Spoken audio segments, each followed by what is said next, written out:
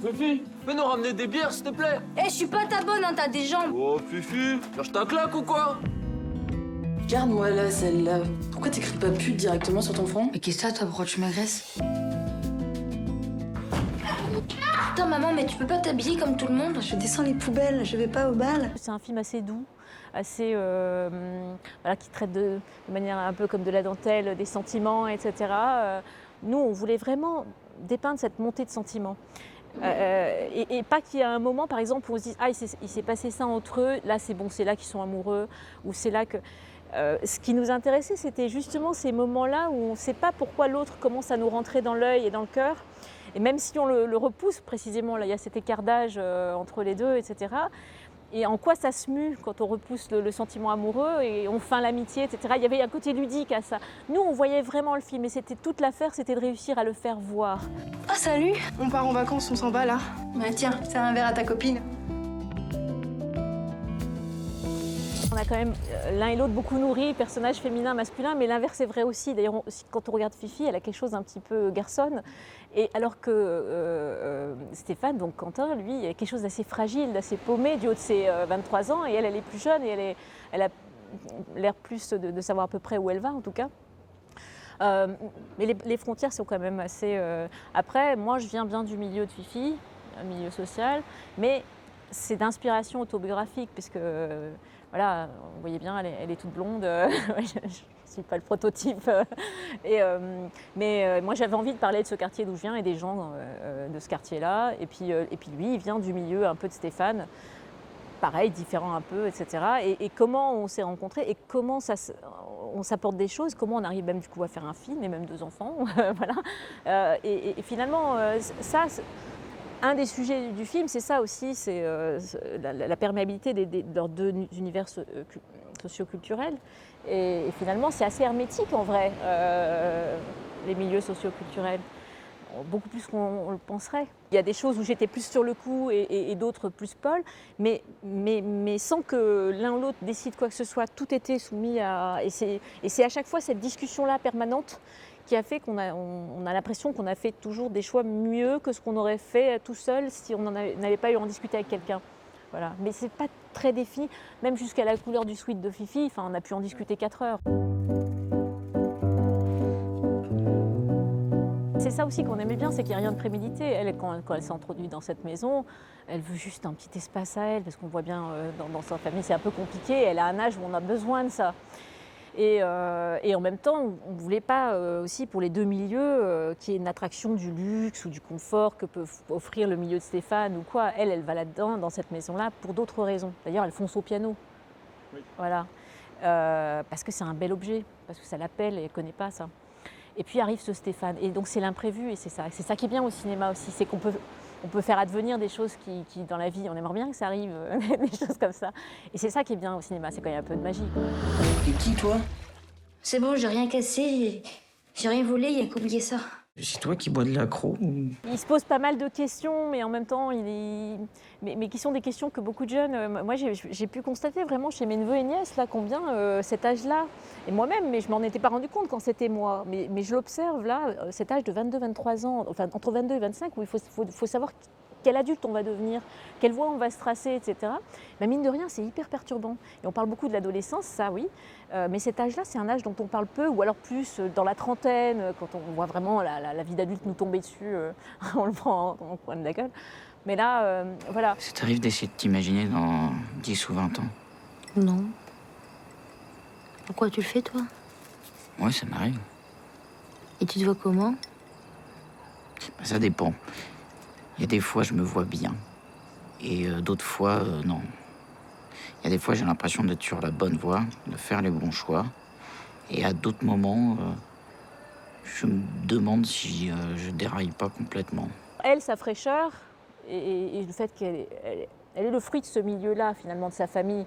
Donc toutes ces questions-là, elle se dit, je me démerderai bien, d'une manière ou d'une autre. Et donc elle apporte ce souffle de légèreté un petit peu, alors que lui, qui est le fruit d'un autre milieu, c'est important ce qu'on va faire, ce qu'on va devenir, comment on va gagner sa vie, comment on va mettre son habit d'adulte, etc. Et voilà. Et en même temps, lui, il l'éveille un peu sur le fait qu'attention, parce que on n'a pas 15 ans toujours et qu'il y a un moment, il faut se réveiller aussi. Et en même temps, ni l'un ni l'autre réellement ne fait ça au final, mais en tout cas, il s'apporte ce souffle-là.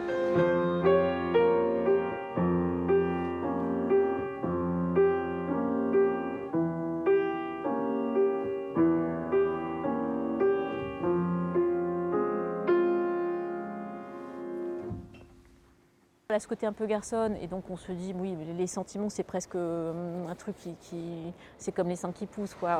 Quand on est un peu garçonne on cache un peu ça et puis on peut supposer aussi quand on voit son milieu familial que voilà les couples qu'elle voit c'est pas toujours rose et la finalité non plus et comme c'est une gamine assez fine et qui comprend assez vite les choses.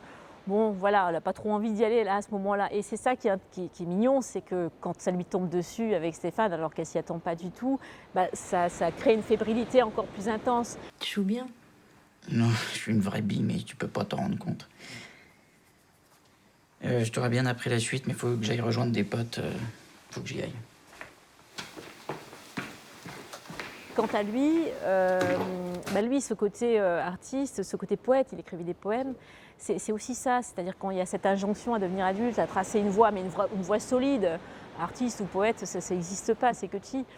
Et donc, il sait même plus. Il savait même plus qu'il en avait écrit. Il retombe sur ses cahiers, elle se fout de lui. Mais en même temps, elle l'éveille sur le fait que c'est pas nul, quoi. Et c'est pas zéro, quoi. Donc voilà, c'est tous ces petits moments-là qui sont, encore une fois, c'est des petits riens. Hein, c'est des petites choses qui, voilà. C'était pas bien ta soirée? Il y a des amis qu'on trouve changés, on le regrette un peu. Et d'autres qui sont restés les mêmes. C'est pas forcément mieux, en fait. Quentin, lui, c'était 2-3 ans avant que le film puisse se faire, qu'on l'a rencontré. Et c'était vraiment chouette qu'il apparaisse comme ça. C'était que quelques années avant que 3 souvenirs de ma jeunesse avec Cléo et on l'avait vu, on s'est dit waouh. Et d'ailleurs, on a un peu retravaillé le personnage pour lui. Et lui-même a déjà aussi, il a ce truc, Quentin, il n'a pas l'air d'y penser trop et en même temps, il apporte des trucs dans ses petites valises et qui distille comme ça dans son personnage et on se dit c'est super. Pour peu qu'on l'accepte et que ce soit. Et là, en l'occurrence, on était bien contents. T'es où toi en ce moment? J'ai trouvé un petit boulot. Ah ouais? Tiens, salut. Ça marche pour toi au collège? Dès que je suis en cours, j'ai envie d'être ailleurs. Où ça, par exemple? Je sais pas, n'importe où. Quant à Céleste, nous, on n'espérait pas à cet âge-là, une personnage de 14-15 ans, avoir une comédienne qui avait déjà ce bagage-là. Donc nous, c'était du pain béni. Voilà, une Céleste, quand on l'a découvert, on n'avait pas vu Les Éblouis. Et en thérapie, n'est sorti que 2 mois après notre casting.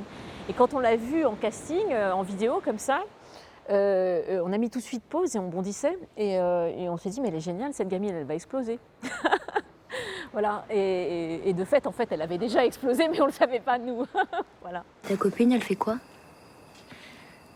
On s'est rencontrés à l'école en première année. Vous allez vous installer ensemble? Possible. Bien se lancer un jour. Hein. On peut pas passer son temps à tergiverser. Donc si je me fie qu'à moi, ça peut durer un moment. Pour nous, la singularité, elle venait des personnages. C'est-à-dire qu'ils ne faisaient pas des choses extraordinaires, il ne se passe pas des choses extraordinaires, mais ils avaient comme ça déjà... Et donc, de trouver déjà ces 2 comédiens-là qui correspondent à ça, qui dégagent déjà en eux ça, c'est super. Et donc, ils ont cette singularité, l'un comme l'autre, mais ils ont quelque chose en commun, ils ont une forme d'élégance. Mais je ne saurais pas dire, j'ai pas forcément les mots pour dire quoi, mais nos personnages, ils avaient ça. Et on voulait ça, en tout cas. Et ils ont tous les 2 ça. Et puis une espèce d'intelligence qui frappe tout de suite. Il n'y a pas besoin de faire le malin ou de leur faire dire des choses extraordinaires pour se dire, ces 2-là, ils ont quelque chose à faire ensemble. Ça ne m'étonnerait pas qu'ils tombent amoureux. Voilà. Tu vois, par exemple, là, je fais ces études, mais alors que j'arrive presque au bout, j'en suis encore à me demander si c'était une bonne idée. Bah, tu peux toujours changer. Oh non, là, je peux pas. Non, là, ça fait déjà 2 fois que je change, en fait. Et à part ça, en plus d'être des chouettes comédiens, ils sont vraiment... ils sont super dans la vie aussi. Et ça compte sur un tournage. Voilà. C'était serré, le tournage, assez, on cavalait, voilà. Et quand on a des comédiens comme ça, c'est hyper rassurant, quoi. Ça allège plein de choses. Si jamais je viens à Paris, je pourrais venir te voir. Mais t'as 15 ans, Sophie, rien que de le dire, ça me paraît clair. Je crois que c'est Truffaut qui disait qu'il voulait tout le temps faire des films joyeux, mais il y avait toujours de la mélancolie quand même dedans, on ne peut pas se refaire. Mais tant que, pourvu que les gens n'en ressortent pas abattus, voilà, et que c'est plutôt quelque chose de beau, de poétique, ou des émotions qui leur restent, super. J'ai de la chance d'avoir un copain comme ça.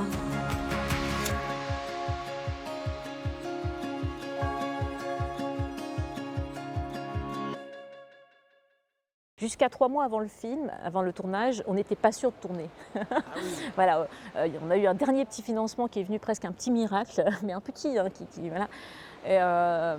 Et donc ça y est, c'était sûr, on pouvait faire le film, quoi. Et donc plein de choses comme des décors qui se sont trouvés dans les derniers temps, des comédiens aussi, des seconds rôles qui se sont trouvés vraiment dans les derniers temps.